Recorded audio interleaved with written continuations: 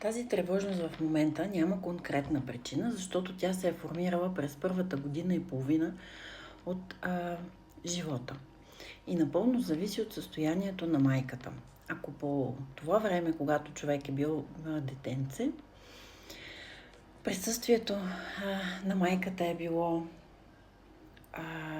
качествено присъствие, с постоянен контакт, топлина, прегръдки, под формата на бърза реакция към нуждите и към чувствата и емоциите на това дете, тогава се формира усещането, че не сме сами на този свят. Когато липсва, сякаш се формира усещане за празнота, за вакуум и че човек е сам на този свят, при което той изпитва страх, сякаш не съществува, сякаш мен ме няма, защото няма кой да се погрижи за него. И след това, израствайки през годините, се формира защита под формата на напрежение, безпокойство, преживявания, които тласкат към някакво движение, за да не спре всъщност човек и да се срещне с това фоново чувство.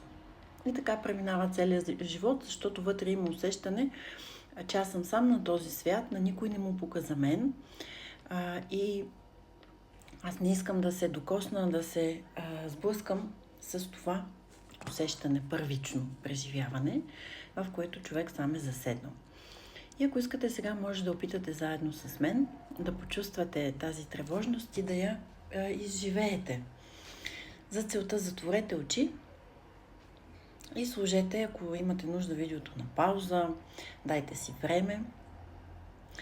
Опитайте да поставите ръката на мястото, където усещате в тялото си тази тревога. Може да е в стомаха, в гръдния кош и това чувство живее в тялото. Безпокойство, напрежение. Почувствайте къде живее вашето тяло и какво прави най-често с вас. Тяга, стиска, тежест може би усещате на заден фон, на заден план. И почувствайте. Отпуснете вниманието си в това място и дишайте през него.